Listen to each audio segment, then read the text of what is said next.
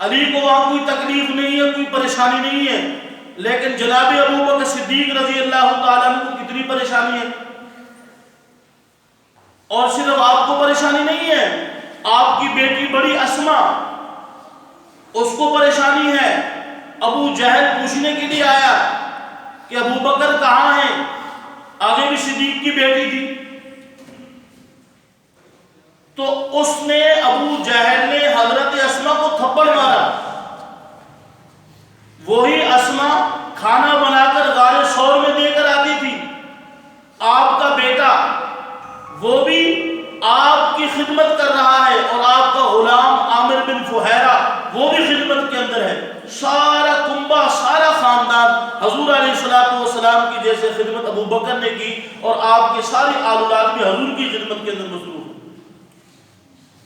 اور یہاں تک نہیں ہے، جب ابو بکر صدیق وہاں مسجد نبوی کے اندر پہنچے جہاں بنی ہوئی ہے، اپنی جیب سے پیسے نکال کر اس مسجد کی جگہ خریدی اور وقف کر دی مسلمانوں کے لیے، یہاں مسجد نبوی بنے.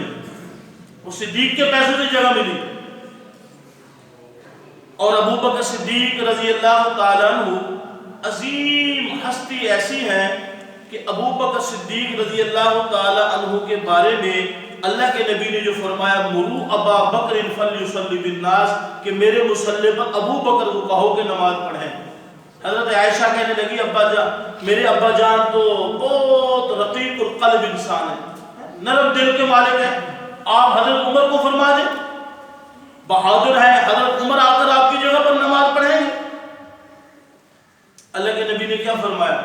عائشہ وما ينطق عن الهوى ان هو الا وحی یوحى علمہ شدید القوى، کہ میں وہ ہوں کہ وحی کے ذریعے میں کچھ نہیں بولتا، اللہ کا حکم ہوتا ہے تو میں بولتا ہوں. یا اللہ ورسولہ، اللہ اور اس کا رسول پسند ہی نہیں کرتے اس بات کو کہ ابو بکر کے ہوتے ہوئے عمر مصلی پر آ جائے. یہ اللہ بھی نہیں پسند کرتے، میں محمد بھی نہیں پسند کرتا کہ ہمارے ہوتے ہوئے ابو بکر ہے وہ آئے گا مصلی پر، عمر تو بعد میں آئے گا. اس لیے حضرت عمر ابو بکر کے خلیفہ ہیں، حضرت عثمان حضرت عمر کے خلیفہ ہیں، حضرت علی حضرت ذی النورین کے خلیفہ ہیں، اور محمد رسول اللہ کا خلیفہ ابو بکر ہے. وہ ابو بکر ہے رضی اللہ تعالیٰ عنہ. ابو بکر صدیق رضی اللہ تعالیٰ عنہ کی بہت قربانیاں ہیں. والذی جاء بالصدق وصدق بہ، یہ قرآن کے ابو بکر صدیق کی شان میں ہے. اذ یقول لصاحبہ لا تحزن ان اللہ معنا، جی جس وقت ابو بکر صدیق نے اندر غم کیا، پریشان ہوئے، تو اللہ کے نبی نے کیا فرمایا؟ لا تحزن ان اللہ معنا، غم نہ کرو، اللہ ہمارے ساتھ ہے. وہاں ابو بکر صدیق کو اپنی جان کی فکر نہیں تھی، وہاں تو ابو بکر صدیق کو حضور کی جان کی فکر تھی. اپنی جان کی کیا تھی؟ ایک تفسیر میں ہے کہ وہ فرماتے تھے میں تو ایک مسلمان ہوں، مجھے قتل کرنے کی کیا ہوگا، لیکن نبی کی جان کو اگر نقصان پہنچے گا تو پھر دین کو نقصان پہنچے گا. ابو بکر صدیق رضی اللہ تعالیٰ عنہ کا پہلا نمبر ہے. اہل تشیع حضرات صرف کہتے ہیں کہ جناب حضرت علی المرتضیٰ رضی اللہ تعالیٰ عنہ کا نمبر اول ہے. پوچھا جائے کیوں؟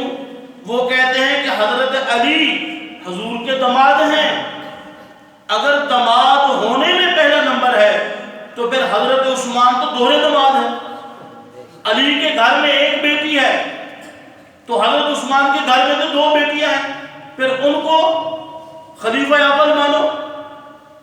اگر یہی بات ہے کہ حضرت علی نبی پاک صلی اللہ علیہ وسلم کے چچا زاد بھائی ہیں، حضور کی وفات پر خود حضرت عباس نبی کے چچا موجود ہیں، تو چچا کا نمبر پہلے آتا ہے یا بھتیجے کا نمبر پہلے آئے گا؟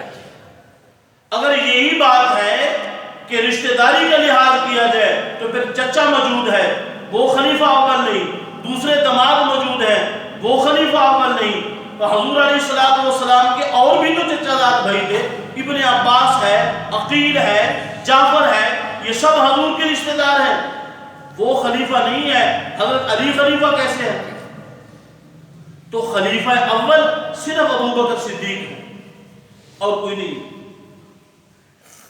حضرت ابو بکر صدیق رضی اللہ تعالیٰ عنہ اپنا سب کچھ حضور پر کیسے قربان کیا؟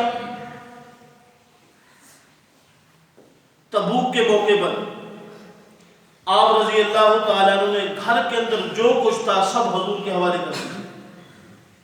مشہور واقعہ آپ سنتے رہتے علماء سے کہ اپنے گھر کے اندر تک سب کچھ، دیواروں کے اوپر بھی ہاتھ لگاتے رہے، ایک سوئی تک ہو وہ بھی حضور کے قدموں میں آ کر دے۔ حالانکہ جو لباس پہنا ہوا تھا اس لباس کو بیچا اور ٹاٹ کا لباس خریدا اور ٹاٹ کا لباس پہن کر حضور کی خدمت میں آئے۔ تو حضرت عمر رضی اللہ تعالیٰ نے اس موقع پر کہا تھا کہ میں حضرت ابوبکر صدیق سے آگے بڑھ جاؤں گا، لیکن وہ بھی تو صدیق تھے۔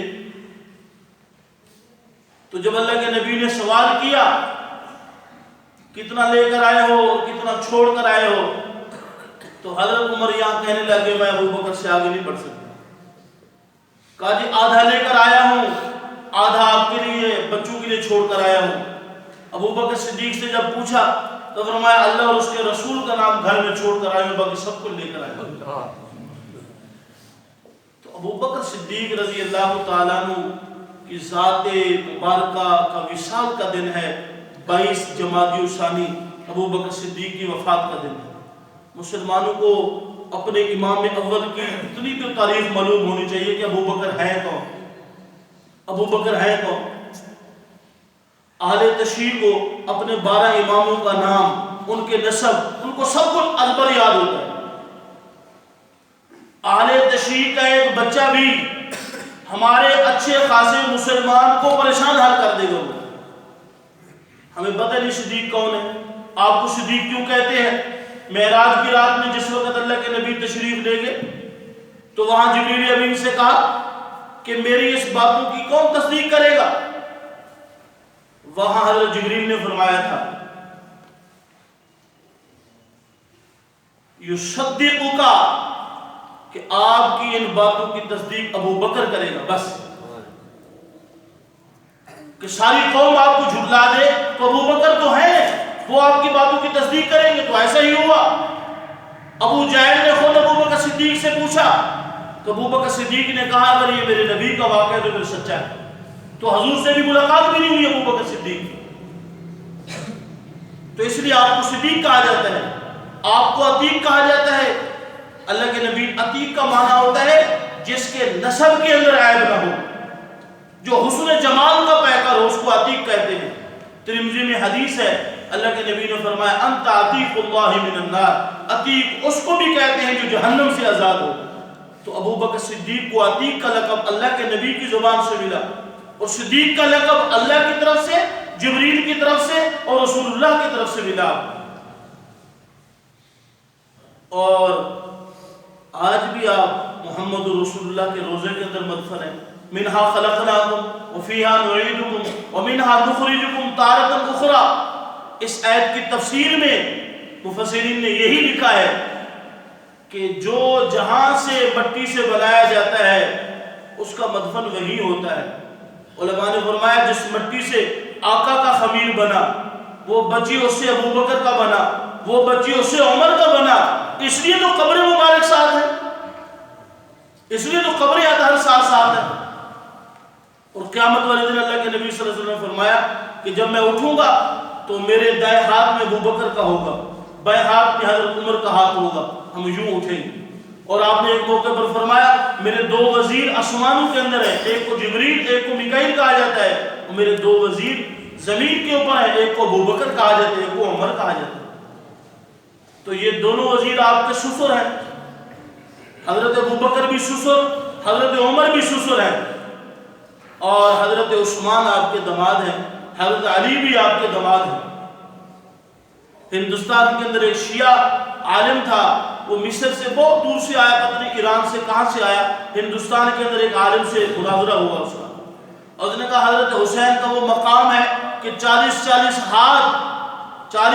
ہاتھ جو حضرت حسین کے روزے کے ساتھ مدفن ہیں وہ سب جنتی ہیں۔ اگر سنی عالم بھی تو سنی تھا، تکڑا عالم تھا وہ، اور اس نے کہا اس بات پر پکے رہنا۔ اس نے کہا ہاں میں پکا ہوں کہ حضرت حسین کے 4 درجہ ادھر بھی ادھر بھی آگے بھی پیچھے بھی ہیں جی 40 ہاتھ جو مدفن ہے وہ جنتی ہیں. اس عالم نے فرمایا حسین کا مقام زیادہ ہے یا ان کے نانا جان کا؟ انہوں نے کہا ان کے نانا جان کا. ظالم وہ جنتی ہیں جو پہلو میں سویا ہوا وہ جہنمی ہے. جو پہلو میں سویا ہوا ہے ابو بکر صدیق, جو پہلو میں سویا ہوا ہے عمر, ان کے بارے میں کیا کہتے ہیں؟ فَبُهِتَ الَّذِي كَفَرَ, اس کو جواب نہ آیا, اس کو جواب نہ آیا. حیرت کی بات ہے جامعہ عروۃ الوثقیٰ کراچی کے اندر یہ 10 جنوری کو بہت بڑی کانفرنس ہوئی. بریلوی مولوی, اہل حدیث مولوی ہیں, دیوبندی مولوی, اس کے اندر وہ جواد نقوی جو شیعوں کا بڑا ہے, اور اس نے ان کی موجودگی میں ابو بکر صدیق کی توہین, مولوی کی موجودگی میں اس نے کہا حضور علیہ السلام کی وفات کے بعد نمبر تو علی کا تھا لیکن قبضہ کیا تھا حضرت ابو بکر نے. بڑے بڑے مولوی بیٹھے ہوئے وہاں, دیوبندی بھی ہیں, اہل حدیث بھی ہیں, بریلوی بھی ہیں, سب خاموش ہیں. وہ اپنی بات کر کر صدیق کی توہین کر کے چلے گئے. ابو بکر صدیق کی وفات کا دن ہے, خلیفہ اول ابو بکر صدیق ہے, علی نہیں ہے. علی کا احترام اپنی جگہ پر, لیکن صدیق کے مقام کو علی نہیں پہنچ سکتے. اللہ پاک ہمیں صدیق کا ادب کرنے کی توفیق نصیب.